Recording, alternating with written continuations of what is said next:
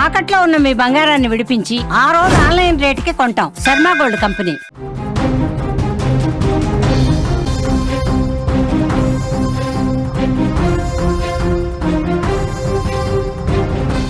ఇంకా వరదల్లోనే పంజాబ్ చిక్కుకునుంది. భారీ వర్షాలకు పంజాబ్ అతలాకుతలమవుతోంది.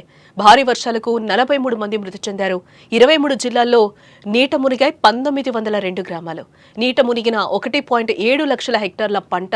అలాగే 37 ఏళ్ల తర్వాత పంజాబ్కు వరదలు సంభవించాయి. దశాబ్దాలలో అత్యంత వరద విపత్తు పంజాబ్ ఎదుర్కొంటోందని చెప్పొచ్చు. దేశంలో గత కొన్ని రోజులుగా కురుస్తున్న భారీ వర్షాలతో పలు రాష్ట్రాలు అతలాకుతలమవుతున్నాయి.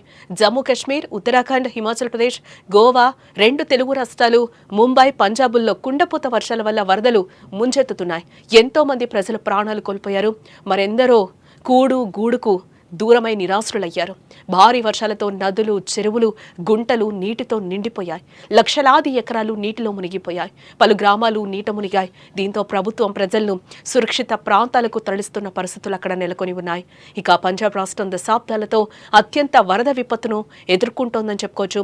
ఊహించని ప్రకృతి విపత్తు ఎంతో మందిని బలిగొంది. ఇప్పటి వరకు కురిసిన భారీ వర్షాలకు 43 మంది మరణించారు. 1.71 లక్షల హెక్టార్లలో విస్తరించి ఉన్న పంటలు పూర్తిగా నీటిలో మునిగిపోయాయి. 23 జిల్లాల్లోని 1902 గ్రామాలు పూర్తిగా నీట మునిగాయి. ఇప్పటి వరకు ఈ భారీ వరదలకు 3,84,205 మంది ప్రజలు ప్రభావితం కాగా మరో 20.972 మందిని సురక్షిత ప్రాంతాలకు తరలించారు.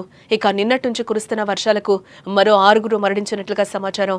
దీంతో ఇప్పటి వరకు అధిక వర్షాలు, వరదల వల్ల మొత్తం 43 మంది మరణించినట్లుగా తెలుస్తోంది. ఇటు మరోవైపు ఉత్తరాఖండ్, ఉత్తరకాశీ, హిమాచల్ ప్రదేశ్లో భారీ వర్షాలకు కొండ చర్యలు విరిగిపడి పలువురు మరణించారు.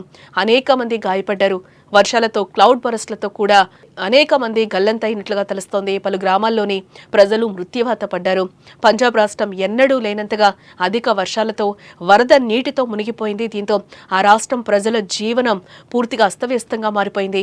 ప్రజలు నిత్యావసర వస్తువుల కోసం కూడా ఇబ్బందులు పడుతున్న సిచ్యువేషన్స్ అక్కడ నెలకొన్నాయి.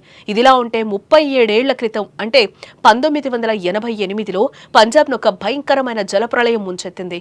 ఎడతెరిపి లేని వర్షాలకు తోడు సట్లెజ్ నది పొంగిపొల్లటంతో నది కట్టలు తెగిపోయాయి.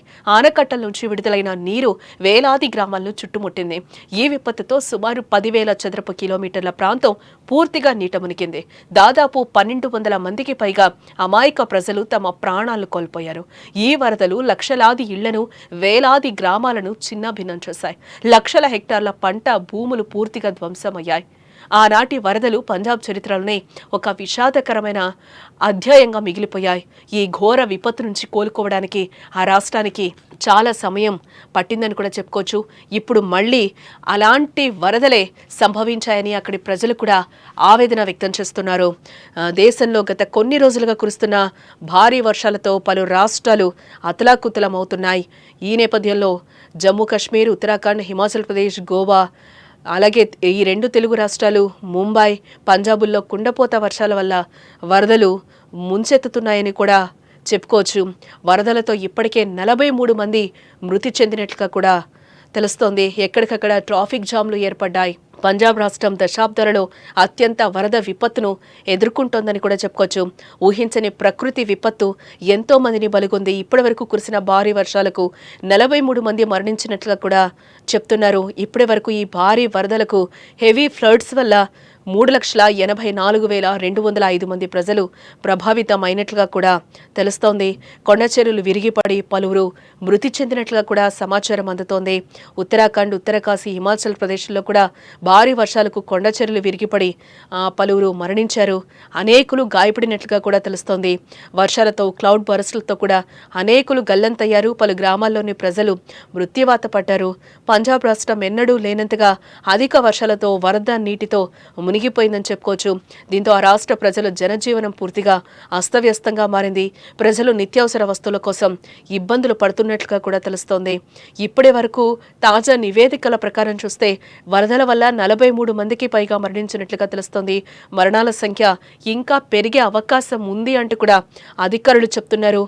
ఎక్కువగా గురుదాస్పూర్, అమృత్సర్, ఫిరోజ్పూర్, పఠాన్కోట్, ఫాజిల్కా, కపూర్తలా, హోషియార్పూర్, తరుణ్ వంటి 12 జిల్లాలు జిల్లాల్లో వరద తీవ్రత ఎక్కువగా ఉన్నట్లుగా కూడా తెలుస్తోంది.